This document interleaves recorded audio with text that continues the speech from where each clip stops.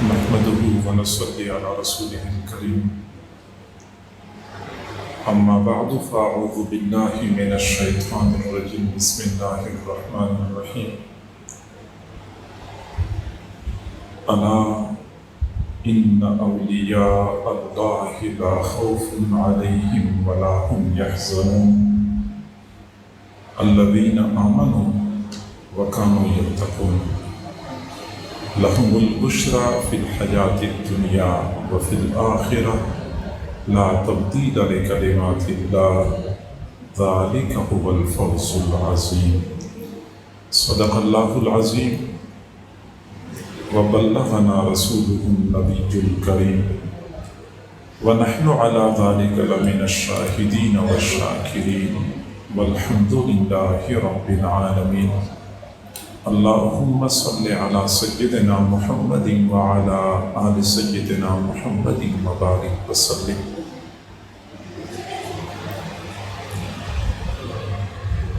اللہ رب العزت کے قرب کے دو درجے ہیں، ایک کو نبوت کہتے ہیں اور ایک کو ولایت کہتے ہیں۔ نبوت وہبی درجہ ہے جبکہ ولایت کسبی ہے۔ وہبی کا معنی یہ ہے کہ کوئی بندہ اپنی عبادت اپنی ذاتی صلاحیت کی بنیاد پہ نبی نہیں بن سکتا، یہ صرف اور صرف اللہ تعالیٰ کے انتخاب کا نتیجہ ہوتا تھا۔ وہ جن کو چاہتے تھے یہ نور عطا فرما دیتے تھے۔ ولایت کسبی ہے۔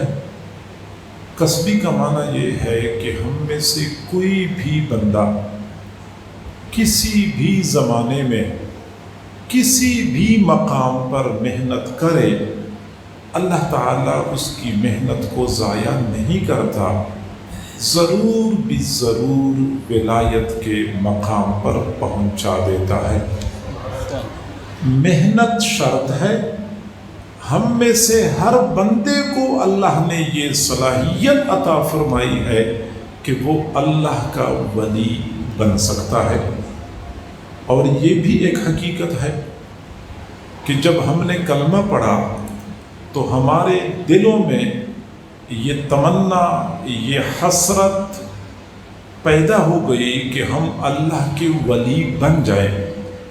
ہر بندہ دل میں یہ چاہت رکھتا ہے، کوئی بندہ کتنا ہی گناہگار، کتنا ہی بدکار، بدکردار کیوں نہ ہو، اگر ہم اس سے پوچھیں کہ آپ اللہ کے ولی بننا چاہتے ہیں تو وہ ایک ٹھنڈی آہ کھینچتا ہے کہ ہاں میں بننا تو چاہتا ہوں لیکن میں کہاں بن سکتا ہوں۔ چاہت ہر بندے کی ہے کہ میں اللہ کا ولی بن جاؤں۔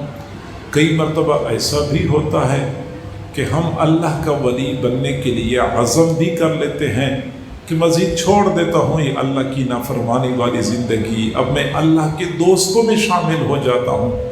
لیکن افسوس سے کہنا پڑتا ہے کہ پہلے قدم پہ شیطان ہمیں مایوسی میں مبتلا کر دیتا ہے کہ اس پرفتن دور میں تیرے لیے ممکن ہی نہیں ہے کہ تو اللہ کا ولی بن جائے، تو کوشش ہی نہ کر، یہ تیرے بس کا روگ نہیں ہے۔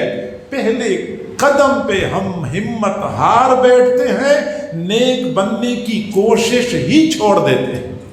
حالانکہ سچی بات یہ ہے کہ اللہ رب العزت نے ولایت کا یہ سلسلہ دور نبوت کے ساتھ خاص نہیں رکھا تھا، پھر صرف 500 سالوں کے لیے نہیں تھا، 1000 سالوں کے لیے نہیں تھا، قیامت کی صبح تک ولایت کا یہ دروازہ کھلا رہے گا۔ نبوت کا دروازہ بند، ولایت کا دروازہ آج بھی کھلا ہے۔ ہر بندہ محنت کے ذریعے اللہ کا ولی بن سکتا ہے۔ اللہ کا ولی کون ہوتا ہے اور اللہ تعالیٰ کا اپنے اولیاء کے ساتھ کون سا خصوصی معاملہ ہوتا ہے، یہ بات میں نے مختصر نشست میں آپ کے سامنے عرض کرنی ہے۔ آپ توجہ فرمائیں گے تو بات سمجھ میں آ جائے گی۔ اللہ تعالیٰ نے فرمایا الا الا، سنو سنو، ان اولیاء اللہ لا خوف علیہم ولا هم یحزنون، اللہ کے اولیاء پر نہ کوئی خوف ہوتا ہے نہ کوئی غم ہوتا ہے۔ اللہ تعالیٰ کا اپنے اولیاء کے ساتھ، نیک بندوں کے ساتھ جو خصوصی رعایتی معاملہ ہے وہ یہ کہ وہ دنیا میں ان کو ٹینشن فری زندگی عطا کر دیتے ہیں۔ زندگی میں نہ کوئی خوف ہوتا ہے نہ کوئی غم ہوتا ہے۔ اور اس کے بالمقابل جو لوگ اللہ کے ولی نہیں ہوتے، اللہ کی نافرمانی میں زندگی گزارتے ہیں، ان کی زندگی میں دو چیزیں بہت عام نظر آتی ہیں، ایک خوف اور ایک غم۔ خوف، انجانا خوف ہر بندے پر مسلط ہو چکا ہے، چنانچہ ہر بندہ ڈر رہا ہے۔ دیوار کے اوپر کوا بیٹھا ہوتا ہے، شور مچاتا ہے، کہتے ہیں ہماری دیوار پہ کوا بیٹھا ہوا تھا۔ او بھائی کوا بیٹھا ہوا تھا تو اڑ کے چلا گیا، کہتے ہیں کہ نہیں یہ کوا کیوں بیٹھا ہوا تھا۔ اگر کسی کی دیوار پہ الو بیٹھ جائے تو پھر تو پورے گھر کے افراد کے لوگوں کو نیند ہی نہ آئے، کہتے ہیں دیوار پہ الو کہاں سے آ گیا۔ یعنی یہ انسان جب اللہ کی نافرمانی شروع کر دیتا ہے، ایسے خوف میں، ایسے ڈر میں مبتلا ہو جاتا ہے کہ کوا کہیں اڑ رہا ہوتا ہے، اس کے پنجے میں یا اس کی چونچ میں گوشت کا ٹکڑا ہوتا ہے، اور گھر کے اوپر سے اڑتے ہوئے وہ ٹکڑا کبھی گر جائے اور صحن میں گوشت کا ٹکڑا نظر آ جائے، پورے گھر میں پریشانی کے ایک ماحول بن جاتا ہے کہ ہمارے گھر میں گوشت کا ٹکڑا پڑا تھا۔ وہ بھائی گوشت کا ٹکڑا تھا، تم گوشت کے ٹکڑے سے ڈرتے ہو۔ سوئی نظر آ جائے نا کوئی کاغذ کے اندر لگی ہوئی ہو تو کہتے گھر میں سوئی کہاں سے آ گئی۔ آپ یقین کریں میرے پاس ایک بندہ آیا اور کہنے لگا ہمارا جانوروں کا باڑہ ہے، تو جانوروں کے باڑے میں صبح کے وقت گیا تو وہاں ایک گندا انڈا پڑا ہوا تھا۔ میں نے کہا جی ہاں، جب بندے نے اللہ سے ڈرنا چھوڑ دیا اب وہ گندے انڈے سے ڈرتا رہے گا۔ اللہ تعالیٰ بھی دنیا والوں کو دکھاتا ہے کہ مجھ سے نہیں ڈرو گے، کائنات کی چھوٹی چھوٹی مخلوق سے میں تمہیں ڈرایا کروں گا۔ صبح سویرے کا وقت تھا، ایک آدمی نے میرے گھر کا دروازہ کھٹکھٹایا، کہنے لگا حضرت بس کیا بتاؤں بہت پریشانی ہے۔ میں نے کہا ہوا کیا؟ ایسا اس بیچارے کا رنگ اڑا ہوا تھا، پریشان تھا۔ کیا ہوا ہے؟ کہتے صبح فجر کی نماز کے لیے میں گھر سے نکلا، میں نے دیکھا ہمارے گھر کے دروازے کے پاس بکری کی سیری پڑی ہوئی تھی۔ اور میں نے کہا بکری کی سیری تھی، کوئی بم تو نہیں تھا تو اس کو پھینک دیتے؟ کہتے مجھے ڈر لگتا ہے کسی نے کچھ کیا نہ ہو۔ حالانکہ پتہ بعد میں چلا کہ وہاں قریب کسی کتیا نے بچے دیے ہوئے تھے، تو وہ بیچاری کہیں سے بکری کی سری تلاش کر کے لے کے آئی تھی، اور وہ بیچارہ ڈر رہا تھا کہ ہمارے گھر کے دروازے کے پاس بکری کی سری، وہ بکری کی سری نظر آئی تو اس سے ڈرنا شروع ہو گئے۔ کوئی بال کہیں نظر آ گئے تو کہتے یہ بال کہاں سے آئے ہیں، بالوں کا گچھا کہاں سے آیا ہے، اس سے ڈر رہے ہیں۔ یہ انجانا خوف ہر بندے پر مسلط ہے۔ طبیعت خراب ہو گئی، پھر خوف دماغ گھومنا شروع کر دیتا ہے، کسی نے کچھ کیا ہوا ہے، ہمارے اوپر کچھ اثرات ہیں، کاروبار کا مسئلہ بن گیا، پھر خوف، شادی نہیں ہو رہی، پھر خوف، اولاد نہیں ہو رہی، پھر ڈر۔ یعنی یہ بیچاروں کی زندگی ڈر اور خوف کے سائے میں گزر رہی ہوتی ہے۔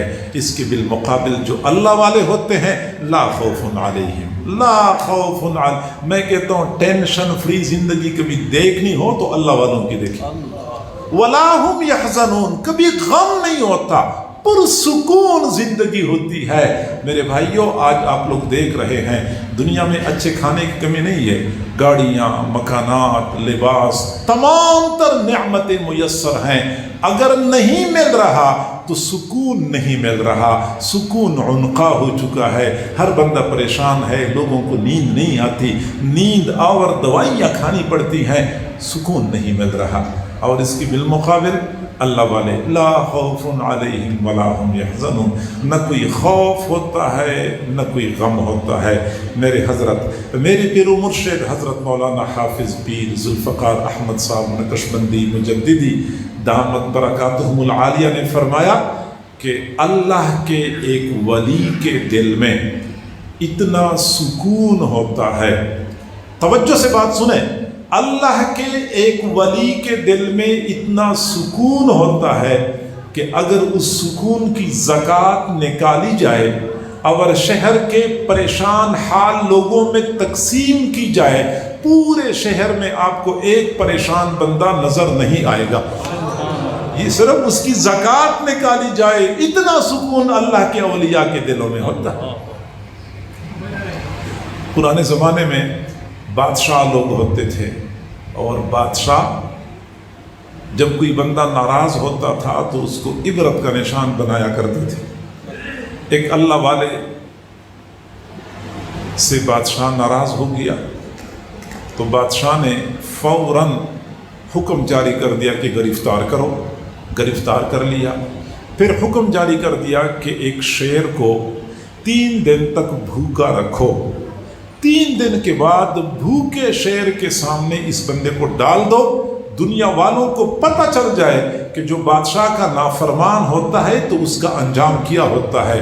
चुनांचे शेर को एक बहुत बड़े जंगले के अंदर बंद कर दिया गया, 3 दिन तक भूखा रखा गया, और शहर में आवाज़ लगाई गई कि जिसने तमाशा देखना है तो आके देख ले कि भूखा शेर किसी इंसान का क्या हशर करता है। चुनांचे शहर के लोग तमाशा देखने के लिए उमड़ आए। लोग करीब आए, देखा कि शेर तो उस जंगले के अंदर पेचोताब खा रहा था, गुस्से में था, खाना नहीं मिला हुआ था। चुनांचे फिर उस अल्लाह वाले को लाया गया, एक जगह पे जंगले का दरवाज़ा खोल दिया गया, अल्लाह वाले को अंदर धकेल दिया गया, बाहर से दरवाज़ा बंद कर दिया गया। शेर दूर से झपटता हुआ आया, लेकिन जब करीब पहुंचा उसका दिल भी तो अल्लाह के कब्ज़े कुदरत में है। उसने अल्लाह वाले के पाँव के बोसे लेना शुरू कर दी है। बादशाह को एहसास हो गया मैंने बड़ी गलती की है।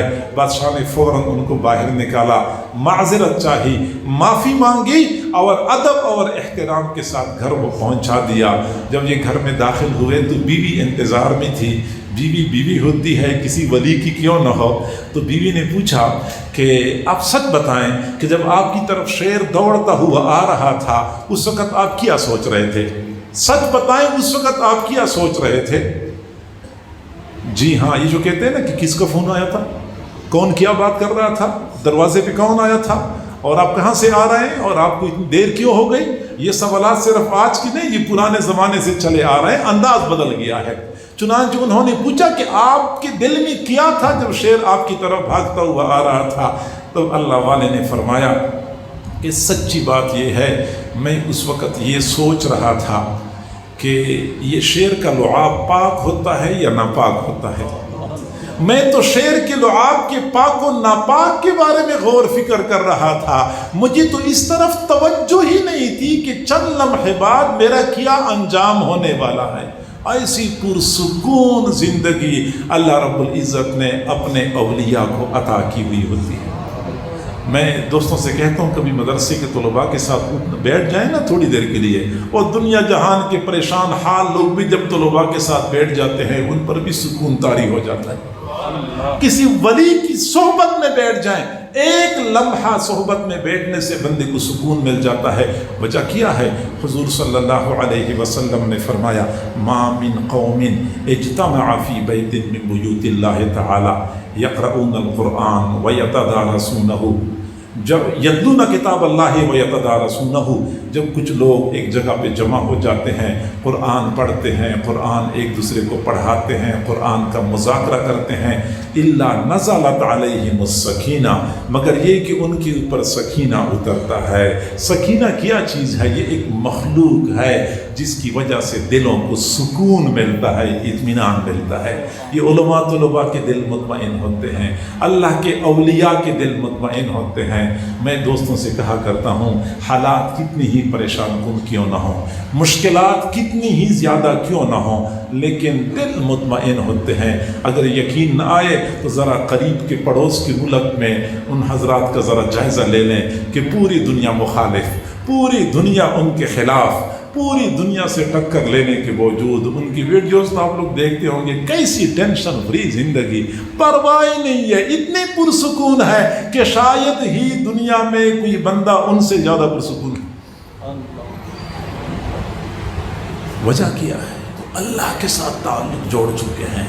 जिसने अल्लाह के साथ ताल्लुक़ जोड़ा वो अल्लाह का दोस्त बन गया, और जब अल्लाह का दोस्त बन गया उनको ज़िंदगी में सुकून मिल जाता है। मेरे भाइयों, याद रखें, आपको सुकून चाहिए, आपको खौफ से निजात चाहिए, आपको इत्मीनान वाली ज़िंदगी चाहिए, रात को मीठी नींद चाहिए, दिन को बेखौफ खतर घर से बाहर आना जाना चाहिए, तो फिर आप अल्लाह के साथ दोस्ती लगाएं। اللہ کے ساتھ دوستی لگائیں، تمام مسائل کا ایک ہی حل ہے کہ ہم اللہ کے ساتھ تعلق جوڑیں۔ میرے بھائیوں، میں کمزور آدمی ہوں، میرے اندر اتنی صلاحیت بھی نہیں ہے، اتنی زیادہ وفا بھی نہیں ہے، اور خود غرض بھی ہوں، لیکن اس کے باوجود اگر میرا کوئی دوست ہو، وہ پریشان ہو، میں اس کی پریشانی حل کر سکتا ہوں، تو میری غیرت مجھے اجازت نہیں دیتی کہ میں اس دوست کو اسی طرح پریشان چھوڑ دوں۔ میں اس کو پریشانی میں ضرور مدد فراہم کروں گا، اس کو پریشانی سے نکالوں گا۔ اگر میری غیرت مجھے اس بات کی اجازت نہیں دیتی تو اللہ تو ساری غیرت والوں سے بڑا غیور ہے، وہ اپنے دوستوں کو پریشانی میں کیوں چھوڑے، پریشانی سے نکلنے کا راستہ بنا دیتے۔ دنیا والے سوچتے ہیں کہ اس دفعہ جس مشکل میں یہ پھنسا ہوا ہے، اس دفعہ نہیں نکل سکے گا، اب اس کو پتہ چل جائے گا، اس دفعہ اپنے بھی تماشا دیکھ رہے ہوتے ہیں، غیر بھی خوش ہو رہے ہوتے ہیں۔ اللہ تعالیٰ اپنے دوستوں کے لیے ایسے راستے بنا دیتا ہے کہ وہ خود بھی حیران ہوتے ہیں کہ میرے لیے راستہ کیسے بن گیا۔ پرسکون زندگی، ہاں یہ بات ضرور ہے کہ مشکلات ان پر بھی آتی ہیں، پریشانیاں اللہ والوں پر بھی آتی ہیں، باہر سے بڑے پریشان نظر آتے ہیں، حالانکہ ان کے دل پرسکون ہوتے ہیں، دل میں سکون ہوتا ہے۔ ہمارے حضرت جی اس کی مثال پیش کرتے ہیں کہ ایک نوجوان فروٹ چاٹ کی دکان پہ جاتا ہے اور اس سے کہتا ذرا ایک پلیٹ فروٹ چاٹ بنا دو، اس میں ذرا مرچی زیادہ ڈال دو، اور جب دکاندار ٹکا کے مرچ ڈالتا ہے تو یہ کھا رہا ہوتا ہے، اس کی ناک سے پانی بہ رہا ہوتا ہے، آنکھوں سے پانی بہ رہا ہوتا ہے۔ اب جو بندہ دیکھے گا وہ کہے گا بیچارہ بڑا مصیبت میں پھنسا ہوا ہے، آنکھوں سے پانی بہ رہا ہے اور ناک سے پانی بہ رہا ہے، لیکن اس کو اتنا مزہ آتا ہے، آخر میں کہتے ہیں بڑا مزہ آیا، ایک پلیٹ اور دے دو۔ وجہ کیا ہوتی ہے؟ وہ خود اندر سے وہ مزہ محسوس کر رہا ہوتا ہے۔ ایسے ہی اللہ والوں پر اگر کوئی امتحان آ جائے، کوئی پریشانی آ جائے، باہر والے اس کو پریشان دیکھ رہے ہوتے ہیں، حالانکہ اندر سے وہ مطمئن ہوتا ہے۔ طوفان کر رہا تھا میرے عزم کا طواف، طوفان کر رہا تھا میرے عزم کا طواف، دنیا سمجھ رہی تھی کہ کشتی بور میں ہے۔ تو میرے بھائیو، یہ پہلا انعام ہے اللہ تعالیٰ کا اپنے اولیاء کو کہ ان کو پرسکون زندگی عطا کر دیتا ہے۔ آپ کو اگر پرسکون زندگی چاہیے تو ہم اللہ کے دوستوں میں شامل ہو جائیں۔ ہمارے حضرت جی دامت برکاتہم العالیہ فرماتے ہیں کہ سکون بندے کے اندر ہوتا ہے، ہم اس کو باہر تلاش کرتے ہیں۔ سکون اندر ہوتا ہے، ہم باہر تلاش کر رہے ہوتے ہیں۔ سکون اعمال میں ہے، ہم اس کو مال میں تلاش کر رہے ہیں۔ سکون دین میں ہے، ہم اس کو دنیا میں تلاش کر رہے ہیں۔ جہاں سکون ہے وہاں ہم تلاش نہیں کرتے، جہاں ہے نہیں وہاں پہ ہم تلاش کر رہے ہیں۔ عمریں گزر جاتی ہیں، ہم سکون نہیں پاتے۔ حضرت قاری محمد طیب صاحب رحمہ اللہ نے لکھا ہے کہ ایک آدمی اپنے کمرے سے باہر کوئی چیز تلاش کر رہا تھا۔ اگلا آدمی آیا، اس نے پوچھا میاں کیا چیز دیکھ رہے ہو؟ اس نے کہا مجھ سے سکہ گر گیا ہے 1 روپے کا، میں وہ تلاش کر رہا ہوں۔ اب وہ دوسرا آدمی بھی ساتھ تلاش کرنا شروع ہو گیا، تلاش کرتے رہے لیکن کہیں سکہ نظر نہیں آ رہا تھا۔ آخر اس آدمی نے کہا کہ بھائی آپ سے یہاں نہیں گرا ہوگا، کسی اور جگہ پہ گرا ہوگا، آپ ویسے یہاں پہ تلاش کر رہے ہیں۔ اس نے کہا کہ گرا تو میرے سے کمرے میں ہے، کمرے میں گر گیا ہے، تو بھائی یہاں کیوں تلاش کرتے ہو؟ کہنے لگا کمرے میں اندھیرا ہے، کمرے میں اندھیرا ہے اس لیے میں روشنی میں تلاش کر رہا ہوں۔ حضرت قاری صاحب فرماتے ہیں کہ بالکل یہی مثال ہم پر فٹ آتی ہے کہ سکون اندر ہے، لیکن اندر چونکہ اندھیرا ہے ہم جان کے دیکھ نہیں سکتے، باہر کی روشنی میں تلاش کرتے ہیں، باہر سکون ہے ہی نہیں، اس لیے عمر گزر جاتی ہے، ہم سکون تک رسائی حاصل نہیں کر سکتے۔ تو پہلا انعام کہ الا ان اولیاء اللہ لا خوف علیہم ولا هم یحزنون، نہ ان پر کوئی خوف ہوگا نہ کوئی غم ہوگا، اور آگے نہ کوئی خوف ہوتا ہے نہ کوئی غم ہوتا ہے۔ آگے فرمایا الذین آمنوا وکانوا یتقون، اللہ کے اولیاء کون ہوتے ہیں؟ جو ایمان لاتے ہیں اور تقوی اختیار کرتے ہیں۔ آخر میں فرمایا لہم البشریٰ فی الحیات الدنیا، ان کو دنیا کی زندگی میں بشارتیں ملتی ہیں، بشارتیں ملتی ہیں۔ بشارت سے کیا مراد ہے؟ حضرت سلمان فارسی رضی اللہ عنہ نے فرمایا ہم کوئی اچھا کام کر لیتے ہیں تو لوگ ہماری تعریف کرتے ہیں، لوگ ہم سے محبت کرتے ہیں۔ تِلْکَ عَاجِلُ بُشْرَى الْمُؤْمِنِ، یہ وہی بشرا ہے جس کا تذکرہ اللہ نے قرآن میں فرمایا ہے کہ دنیا والوں کے دلوں میں اللہ تعالیٰ ان کی محبت ڈال لیتا ہے، دنیا والے ان سے محبت کرتے ہیں۔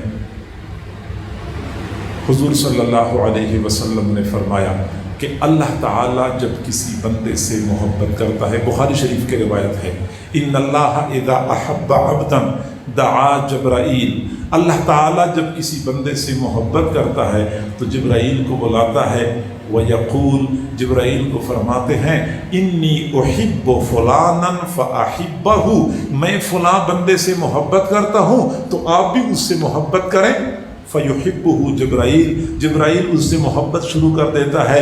پھر جبرائیل آسمان کے فرشتوں میں اعلان کرتا ہے کہ اللہ تعالیٰ فلاں بندے سے محبت کرتا ہے، میں بھی فلاں بندے سے محبت کرتا ہوں، وہ آسمان کے فرشتوں تم بھی فلاں بندے سے محبت کرو۔ پھر سارے فرشتے اس سے محبت کرتے ہیں۔ پھر وہ فرشتے زمین پہ اترتے ہیں، پھر زمین پہ اعلان کرتے ہیں، زمین پہ اعلان کرتے ہیں کہ وہ لوگوں فلاں بندے سے اللہ محبت کرتا ہے، جبرائیل محبت کرتا ہے، سارے فرشتے محبت کرتے ہیں، تم بھی فلاں بندے سے محبت کرو۔ فرشتوں کا یہ اعلان ایسا ہوتا ہے کہ لوگوں کے کان نہیں سن رہے ہوتے، لوگوں کا دل سن رہا ہوتا ہے۔ پھر حضور نے فرمایا ثم یوزع لہ القبول فی الارض، پھر اس بندے کے لیے روئے زمین پر قبولیت رکھ دی جاتی ہے، روئے زمین پر قبولیت رکھ دی جاتی ہے۔ چنانچہ دنیا کی مخلوق اس سے محبت کرتی ہے۔ انسان تو محبت کرتے ہی ہیں، حیوان بھی اس سے محبت کرتے ہیں، فرشتے بھی اس سے محبت کرتے ہیں، جنات بھی اس سے محبت کرتے ہیں۔ اللہ نے اس بندے کے لیے روئے زمین پر قبولیت رکھی ہوتی ہے۔ یہ اللہ تعالیٰ کا اولیاء کے لیے دوسرا بڑا انعام ہے۔ حضرت مرزا مظہر جانے جانا رحمۃ اللہ علیہ ہمارے سلسلے کے بہت بڑے بزرگ گزرے ہیں۔ ان کے ایک مرید تھے، خلیفہ بھی تھے، قاضی ثناء اللہ پانی پتی رحمۃ اللہ علیہ۔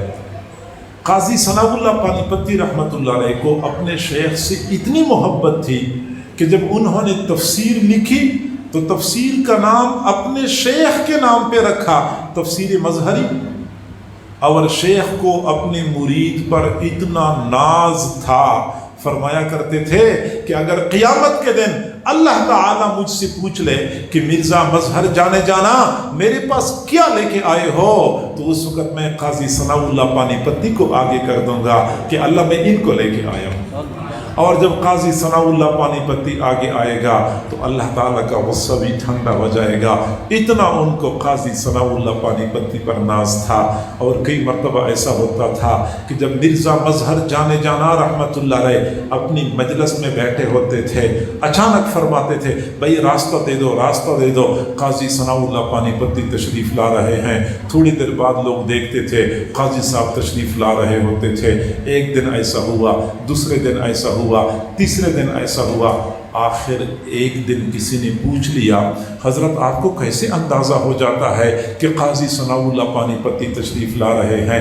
حضرت نے فرمایا کہ جب میں دیکھتا ہوں کہ فرشتے قطار در قطار کھڑے ہو چکے ہیں، میں سمجھ جاتا ہوں کہ قاضی ثناء اللہ پانی پتی کے استقبال کی تیاریاں ہو رہی ہیں۔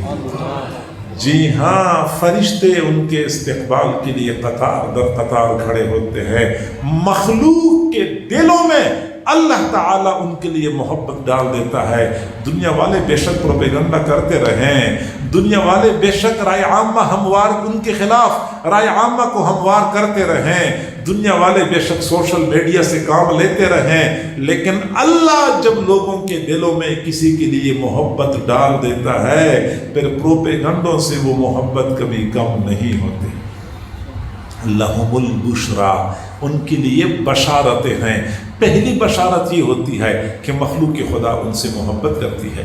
فی الحیات دنیا، دنیا کی زندگی میں یہ بشارت ہوتی ہے۔ موت کے وقت ان کو بشارتیں دی جاتی ہیں۔ موت کے وقت ان کو بشارت ملتی ہے، تتنزل علیہم الملائکہ، ان پر فرشتے اترتے ہیں، اللہ تخافوا ولا تحزنوا وابشروا بالجنۃ التي كنتم توعدون، موت کے وقت ان کو بشارت دی جاتی ہے، فرشتے جوق در جوق، جماعت در جماعت اترتے ہیں، ان کو خوشخبریاں دے رہے ہوتے ہیں، اللہ تخافوا ولا تحزنوا وابشروا بالجنۃ التي كنتم توعدون، خوف بھی نہیں کرنا، غم بھی نہیں کرنا، اس جنت کی بشارت سن لو جس جنت کا تمہارے ساتھ وعدہ کیا جاتا تھا۔ موت کے وقت فرشتے اترتے ہیں۔ حضرت علامہ انور شاہ کشمیری رحمۃ اللہ علیہ کی اہلیہ کا بیان ہے کہ جس رات حضرت کشمیری رحمۃ اللہ علیہ کا انتقال ہونا تھا تو رات کا وقت تھا، ان کی طبیعت ناساز تھی، میں ان کی خدمت کر رہی تھی، سردیوں کا موسم تھا، کمرے میں بیٹھے بیٹھے میں نے اچانک کمرے کی کھڑکی کھول دی۔ جب میں نے کھڑکی کھولی تو میں نے صحن میں سفید پگڑیاں باندھے ہوئے، سفید کپڑوں میں ملبوس اتنے لوگ دیکھے کہ گھر کے صحن میں تو قدم رکھنے کی جگہ نہیں تھی۔ میں سوچنے لگی کہ یا اللہ یہ لوگ کون ہیں اور کہاں سے آئے ہیں؟ پھر مجھے خیال آیا کہ شاید مدرسے کے طلباء اور اساتذہ حضرت کی عیادت کے لیے آئے ہیں۔ پھر میں نے کہا آدھی رات کا وقت ہے، اس وقت کون عیادت کے لیے آتا ہے؟ ابھی میں یہ بات سوچ ہی رہی تھی، حضرت نے فرمایا کہ پانی پلا دو۔ میں فوراً اٹھ گئی، میں نے پانی اٹھایا، حضرت کو سہارا دے کے پانی پیش کیا، آپ نے پانی پی لیا، پھر سرہانے پہ سر رکھا، قبلہ کی طرف رخ پھیرا اور پھر لا الہ الا اللہ فرمایا اور روح پرواز کر گئی۔ تب مجھے پتا چلا کہ یہ تو فرشتے تھے جو حضرت کشمیری کی روح کے استقبال کے لیے آئے ہوئے تھے، روح کو پروٹوکول دینے کے لیے آئے ہوئے تھے۔ تتنزل علیہم الملائکہ، یہ دنیا میں ان کو بشارتیں دی جاتی ہیں، موت کے وقت ان کو بشارتیں دی جاتی ہیں، قبر میں ان کو بشارتیں دی جاتی ہیں، اور پھر آخرت میں ان کو بے مثال بشارتیں دی جاتی ہیں۔ یہ بشارت ہے، لہم البشریٰ فی الحیات الدنیا وفی الآخرہ لا تبدیل لکلمات اللہ، یہ اللہ کی بات ہے اور اس بات میں کسی قسم کا تغیر تبدل نہیں ہو سکتا۔ ذالک هو الفوز العظیم، یہ بہت بڑی کامیابی ہے۔ اللہ تعالیٰ کا اپنے اولیاء کے ساتھ اگلا انعامی معاملہ یہ ہے کہ اللہ اپنے اولیاء کو گناہوں سے بچاتا ہے۔ جس طرح انبیاء معصوم ہوتے ہیں، اولیاء محفوظ ہوتے ہیں، معصوم تو نہیں ہوتے لیکن اللہ ان کو گناہوں سے بچاتا ہے۔ اللہ خاص خیال رکھتا ہے کہ میرا بندہ کسی غلطی کا ارتکاب نہ کر لے۔ آپ نے بارہا دیکھا ہوگا، بلکہ خود بھی ایسا کیا ہوگا، جب ہم اپنے بچے کے ساتھ جا رہے ہوتے ہیں، سڑک پار کرنا ہوتا ہے تو ہم بچے کو آزاد نہیں چھوڑتے، بچے کو ہاتھ سے پکڑتے ہیں۔ ایسا نہ ہو کہ بچہ بھاگ جائے، اگر بھاگ گیا تو نقصان ہو جائے گا، حادثہ ہو جائے گا۔ بچے کو ہاتھ سے پکڑ کے بڑی حفاظت کے ساتھ سڑک پار کراتے ہیں۔ جس طرح باپ اپنے بچے کی حفاظت کرنے کے لیے اس کو ہاتھ سے پکڑ لیتا ہے، اسی طریقے سے میں استعارے کے طور پہ کہتا ہوں اللہ تعالیٰ اس بندے کو ہاتھ سے پکڑ کے گناہوں سے بچاتا ہے۔ اللہ ولی الذین آمنوا، اللہ ایمان والوں کا ولی ہے، یخرجہم من الظلمات الی النور، اللہ ان کو اندھیروں سے روشنی کی طرف نکالتا ہے۔ ظلمات اندھیروں سے روشنی کی طرف نکالتا ہے۔ ایک اندھیرا نہیں، ظلمت نہیں، ظلمات، ہر قسم کے اندھیرے، نفسانی خواہشات کا الگ اندھیرا ہے، شیطان کے تسلط کا الگ اندھیرا ہے، دنیا کے فتنوں کا الگ اندھیرا ہے، ماحول کی خرابی کا الگ اندھیرا ہے۔ ان تمام تر اندھیروں میں، تمام تر ظلمات میں سے اللہ تعالیٰ ان کو روشنی کی طرف نکالتا ہے، ان کو کبھی اندھیرے میں چھوڑتا نہیں ہے، کبھی نفس و شیطان کے حوالے نہیں کرتا، اللہ ان کو بچاتا ہے۔ حضرت خواجہ مجدد الفسانی رحمۃ اللہ علیہ نے فرمایا، اس دنیا میں کتنے ایسے حضرات گزرے ہیں، اس دنیا میں کتنے ایسے حضرات گزرے ہیں کہ 40 سال تک مسلسل گناہ لکھنے والے فرشتے کو کچھ لکھنے کا موقع نہیں ملا۔ 40 سال مسلسل اس حال میں گزارے کہ گناہ لکھنے والے فرشتے کو کچھ لکھنے کا موقع نہیں ملا. اور حضرت مولانا محمد قاسم نانوتوی رحمۃ اللہ علیہ نے جب دارالعلوم دیوبند کی بنیاد رکھوانی تھی تو اعلان یہ فرمایا کہ آج میں دارالعلوم دیوبند کی بنیاد ایک ایسی شخصیت سے رکھوا رہا ہوں جنہوں نے اپنی پوری زندگی گناہ کبیرہ کا ارتکاب تو درکنار، کبھی گناہ کبیرہ کا خیال ہی دل میں نہیں آیا ہے. یہ حضرت نانوتوی رحمت اللہ علیہ کا اعلان تھا. اور پھر فرمایا بابا منع شاہ کہاں پہ ہیں، وہ آگے تشریف لائیں اور دارالعلوم دیوبند کی بنیاد رکھیں. دارالعلوم دیوبند کی بنیاد ایسی شخصیات نے رکھی ہے جنہوں نے پوری زندگی گناہ کبیرہ کا ارتکاب تو بہت دور کی بات ہے، گناہ کبیرہ کا خیال بھی کبھی دل میں نہیں آیا. اللہ تعالیٰ ان کو بچاتا ہے، بلکہ جو لوگ ان کے ساتھ تعلق جوڑتے ہیں تعلق والوں کو بھی اللہ تعالیٰ بچاتا ہے. امام راضی رحمت اللہ علیہ نے اسی آیت کی تفسیر میں تفسیر کبیر میں لکھا ہوا ہے کہ اللہ تعالیٰ اپنے اولیاء کو تو بچاتا ہی ہے، جو ان کا دامن تھام لیتے ہیں، ان کے ساتھ وابستہ ہو جاتے ہیں، اللہ ان کو بھی بچا لیتا ہے. گناہوں سے اللہ بچاتا ہے. چنانچہ ایک بزرگ کے پاس ایک نوجوان آیا، کہنے لگا حضرت میں نے بیعت کرنی ہے. فرمایا بیعت کر لوں گا. اس نے کہا نہیں، میری ایک شرط ہے. شرط میری یہ ہے کہ میں بیعت کروں گا لیکن شراب پیتا ہوں، شراب چھوڑ نہیں سکتا، مجھے شراب سے منع نہیں کرنا ہوگا. حضرت نے فرمایا کہ میں آپ کو شراب سے منع نہیں کرتا، لیکن آپ بھی میرے ساتھ ایک وعدہ کریں کہ ایسی جگہ پیو گے جہاں کوئی دیکھنے والا نہیں ہوگا. کوئی دیکھنے والا نہیں ہوگا، اگر کوئی دیکھنے والا ہوگا تو نہیں پیو گے. اس نے وعدہ کر لیا کہ ٹھیک ہے، میں لوگوں کے سامنے نہیں پیوں گا، چپکے سے پیوں گا. فرمایا ٹھیک ہے، چپکے سے پیا کرو، لوگوں کے سامنے نہیں پینا ہوگا. چنانچہ وہ نوجوان چلا گیا. اب اس نے بیعت کی ہوئی تھی، جب شراب پینے کا ارادہ کر لیا تو کمرے میں برآمدے میں یا صحن میں شراب کی بوتل لی اور سیدھا کمرے کے اندر چلا گیا. جب کمرے کے اندر گیا تو وہاں بوتل منہ کو لگانی تھی کہ اس نے دیکھا کہ کونے میں ان کے شیخ مرشد کھڑے ہیں اور ایسے اشارہ کر رہے ہیں. وہاں سے نکل گیا، دوسرے کمرے میں چلا گیا. وہاں پہ دیکھا جب شراب کی بوتل منہ کو لگائی، پھر دیکھا وہی شیخ کھڑے ہیں اور ایسے اشارہ کر رہے ہیں. پھر وہ چلا گیا بیت الخلا میں. بیت الخلا میں گیا، وہاں پہ پینے کی کوشش کی، وہاں پہ شیخ موجود تھے. جب اس نے بیت الخلا میں بھی شیخ کو دیکھا تو بوتل کو زور سے دیوار پہ دے مارا کہ پھر یہ کہہ دیتے نا کہ پینا ہی نہیں ہے. وہ آپ مجھے کہہ رہے تھے لوگوں کے سامنے نہیں پینا، تو یہ کہہ دیتے کہ پینا ہی نہیں ہے، اور چھوڑ دیا. حضرت تھانوی رحمت اللہ علیہ فرماتے ہیں کہ یہ کیا چیز تھی؟ یہ شیخ نہیں تھے. شیخ حاضر ناظر نہیں ہوتے، شیخ ہر جگہ پہ نہیں پہنچتے. اصل بات یہ ہے کہ چونکہ ان کا تعلق شیخ کے ساتھ جڑ گیا تھا، اللہ نے اس کو گناہ سے بچانا تھا. اللہ تعالیٰ نے ایک فرشتہ مقرر کر لیا جو شیخ کی صورت میں سامنے آ جاتا تھا، پھر اگلے کمرے میں سامنے آ گیا. چونکہ اللہ نے اس کو بچانا تھا، اس کے لیے یہ طریقہ اختیار کر لیا. اللہ تعالیٰ اپنے بندوں کو گناہوں سے بچاتا ہے. یخرجہم من الظلمات الی النور. سلیمان بن یسار رحمہ اللہ تعالی اپنے ساتھیوں کے ہمراہ حج کے سفر پہ روانہ تھے. ایک جگہ پہ پڑاؤ ڈالا. ساتھی کوئی جانور چرانے کے لیے چلا گیا، کوئی پانی لینے کے لیے چلا گیا، کوئی لکڑی کاٹنے کے لیے چلا گیا. حضرت خیمے میں اکیلے تھے. چنانچہ وہاں قریب سے ایک خاتون بکریاں چراتے چراتے گزر رہی تھی. جب اس نے دیکھا کہ خیمے کے اندر ایک بندہ ہے اور اکیلا ہے، وہ سیدھی خیمے کے اندر آئی اور غلط ارادے کا اظہار کر دیا. حضرت سمجھے کہ شاید روٹی مانگ رہی ہے. روٹی کا ٹکڑا پڑا تھا، کہنے لگے کہ یہ لے جاؤ. اس نے کہا مجھے روٹی نہیں چاہیے، میرا تو کوئی اور ارادہ ہے. تب حضرت سلیمان بن یسار نے رونا شروع کر دیا کہ اللہ، میرا ایمان اتنا کمزور ہو گیا کہ شیطان کو بھی امید لگ گئی کہ وہ مجھے گناہ میں مبتلا کر دے گا، اس لیے اپنا ایجنٹ میرے پاس بھیجا ہے. شیطان کو میرے بارے میں یہ امید لگ گئی ہے.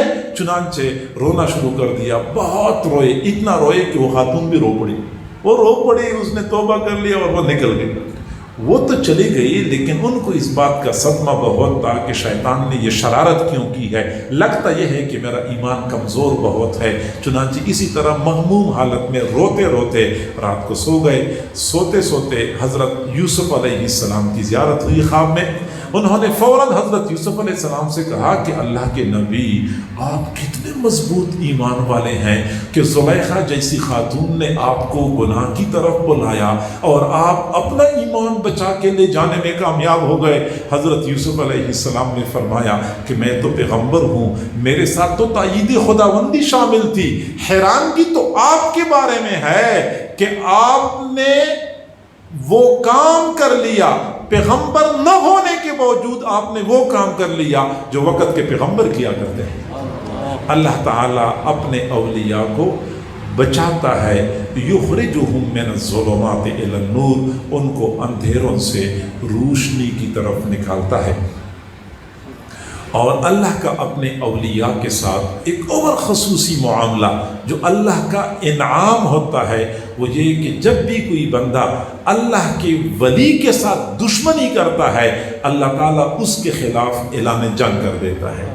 حدیث قدسی ہے، بخاری شریف کی روایت ہے، آپ صلی اللہ علیہ وسلم نے فرمایا، من عادی لی ولیا فقد آذنتہ بالحرب، جو میرے ایک ولی کے ساتھ دشمنی کرتا ہے تو میری جانب سے اس کے خلاف اعلان جنگ ہے، اور جس کے خلاف اللہ اعلان جنگ کر دیتا ہے اس کو دنیا والوں کے لیے تماشا بنا دیتا ہے۔ لہٰذا اللہ کے اولیاء، اللہ کے نیک لوگوں کے ساتھ کبھی دشمنی نہیں کرنی، کبھی ان کے بارے میں دل میں کینہ اور بغض نہیں رکھنا ہوتا۔ اللہ والوں کے لیے دل میں احترام، محبت کے جذبات رکھا کریں، ورنہ اللہ انتقام لیتا ہے، اور ایسا نہ ہو کہ پھر اللہ ہم سے ایسا انتقام لے لے کہ دنیا بھی تباہ ہو جائے اور آخرت بھی برباد ہو جائے۔ حضرت مولانا محمد قاسم نانوتوی رحمۃ اللہ علیہ ایک جگہ پہ بیان کے لیے تشریف لے جاتے تھے مہینے میں ایک بار۔ اس بستی میں سنی لوگ تھوڑے تھے، چند گھر تھے، اور باقی پوری بستی دوسرے لوگوں کی تھی۔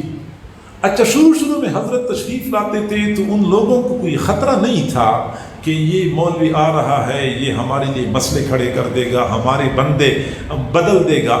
ان کو اس چیز سے کوئی خطرہ نہیں تھا۔ حضرت نانوتوی رحمۃ اللہ علیہ ویسے بھی ظاہراً بہت سیدھے سادے نظر آتے تھے، لیکن جب انہوں نے آنا شروع کر دیا تو آہستہ آہستہ اپنے لوگ تو تھے ہی، اپنے ان کے لوگ بھی بیانات میں آتے تھے اور وہ بھی قائل مائل ہو جاتے تھے، ان کی اجتماعیت کمزور ہوتی جا رہی تھی، ادھر سے لوگ بڑھتے جا رہے تھے۔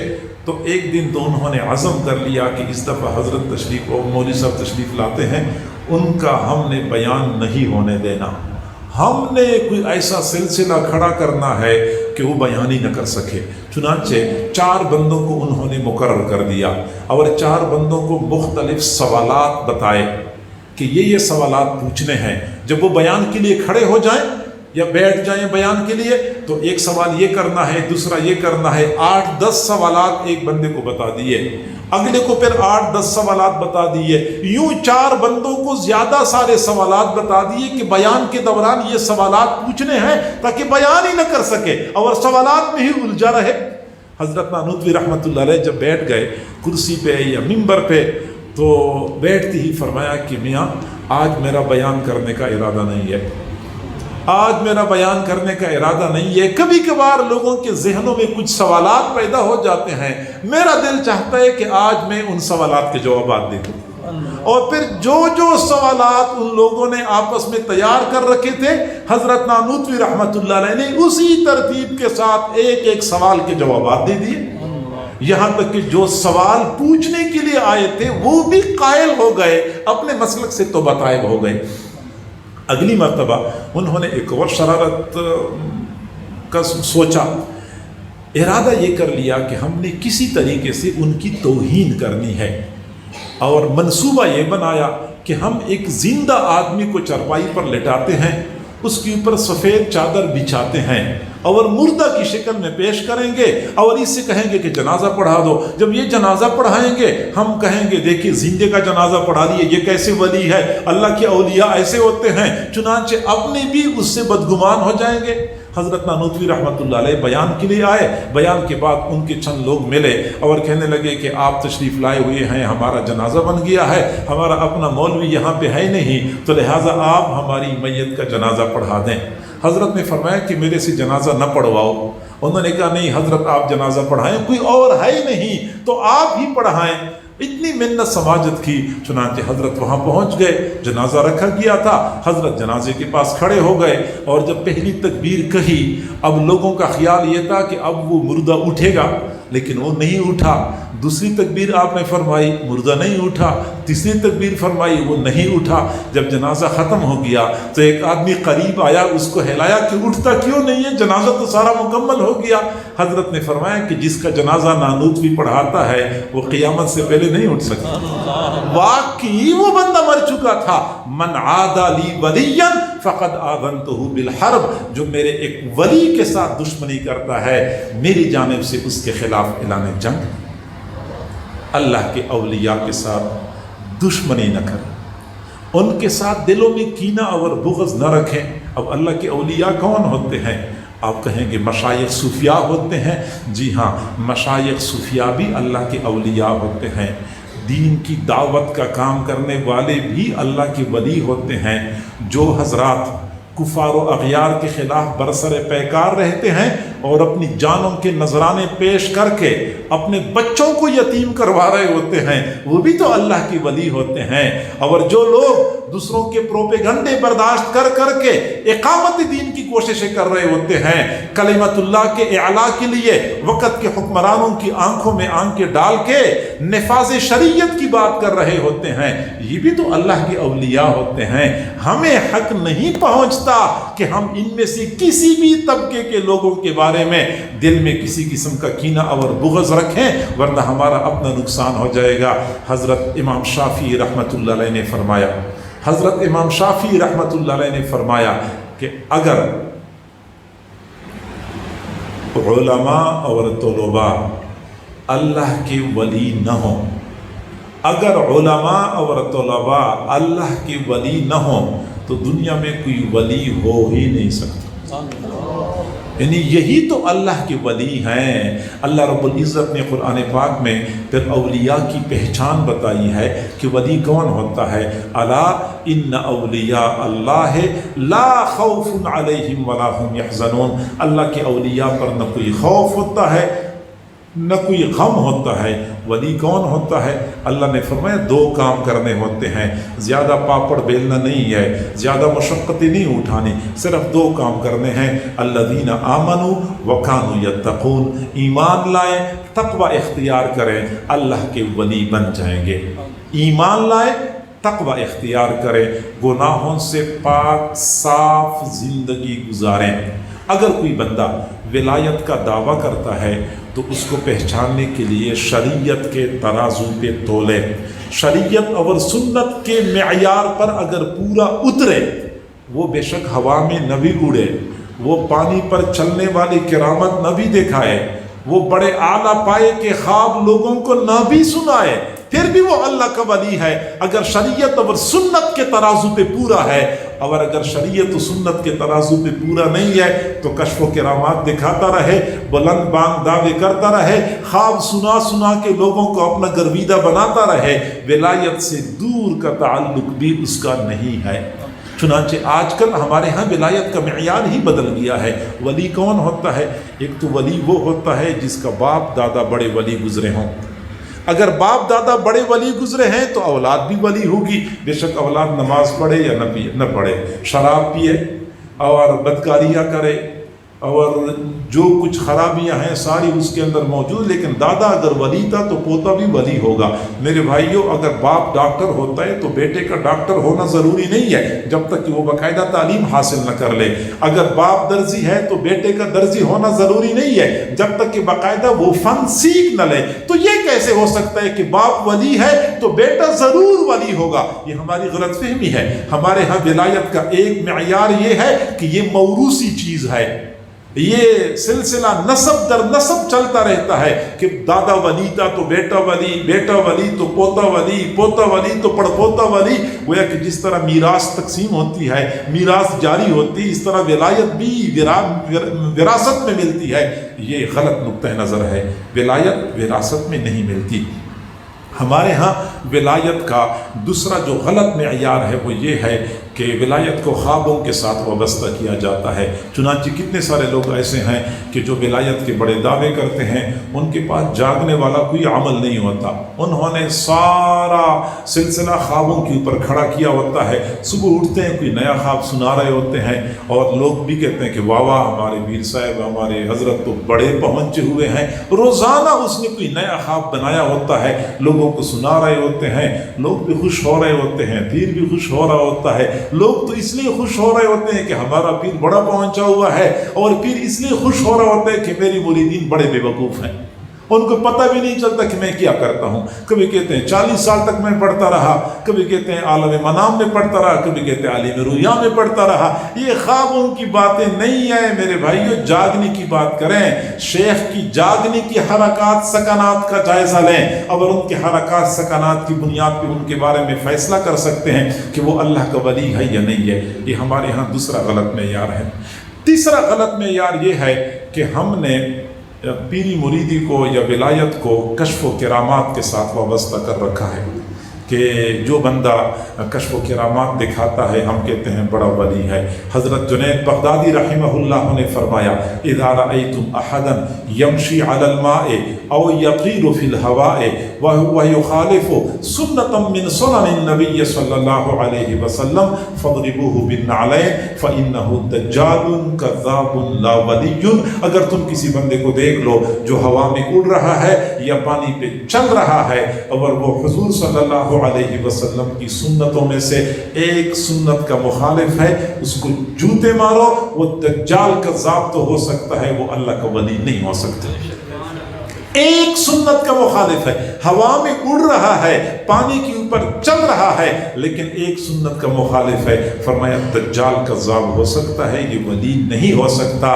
ولایت سنت کی اتباع کا نام ہے، ولایت کشف و کرامات کا نام نہیں ہے.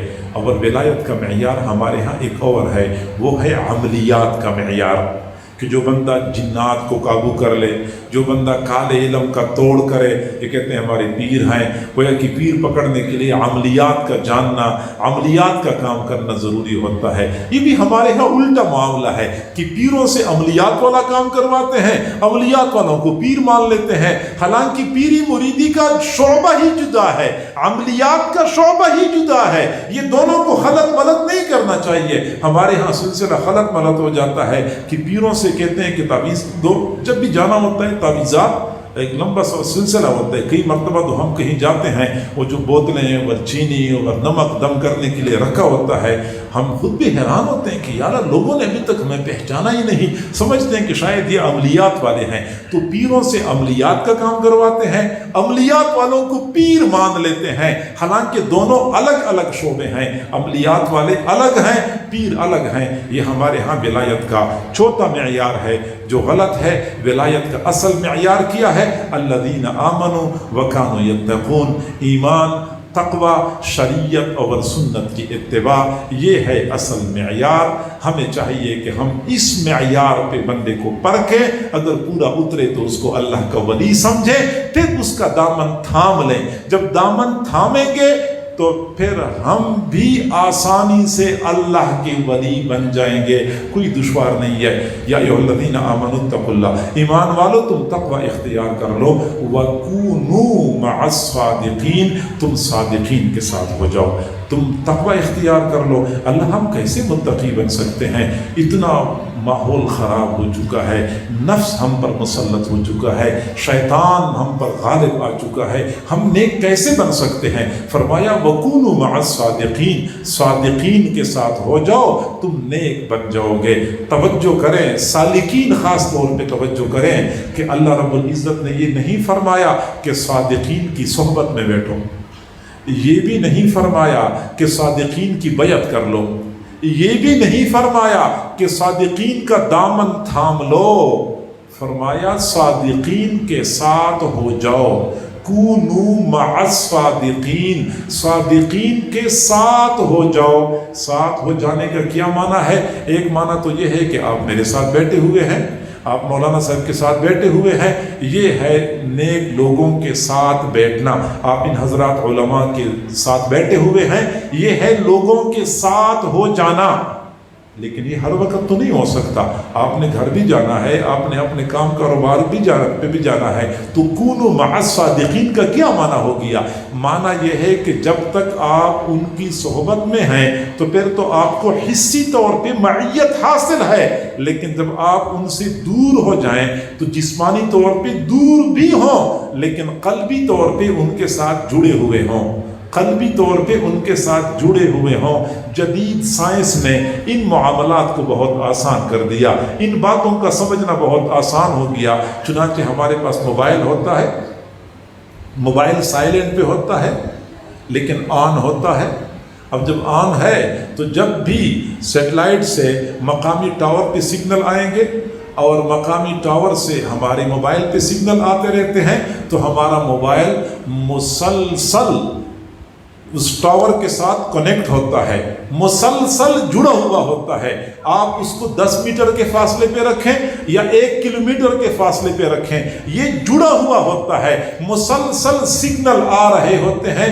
جب تک ہم موبائل کو آف نہیں کریں گے یہ ساتھ جڑا ہوا ہے۔ ایسے ہی مرید کو چاہیے کہ اپنے شیخ کے ساتھ ایسا تعلق جوڑے کہ ہر وقت اس کا دل شیخ کے دل کے ساتھ جڑا ہوا ہو، آن ہو ہر وقت اس کا دل، تاکہ وہ ٹاور کے ساتھ اس کا رابطہ مضبوط ہو، وہاں سے سگنل آتے رہیں گے، پیغامات آتے رہیں گے۔ پھر جب یہ دل جڑا ہوا ہوگا تو اس دل کے اثرات اس دل کے اوپر پڑیں گے، پھر بندے کے لیے نیک بننا کوئی مشکل نہیں ہوتا۔ تو لہٰذا ہم چاہتے ہیں کہ ہم اللہ کے ولی بن جائیں۔ ولی بننے کے لیے زیادہ لمبے چوڑے چکر نہیں چلانے پڑتے۔ الذین آمنوا وکانوا یتقون، یہ 2 کام کر لیں ولی بن جائیں گے۔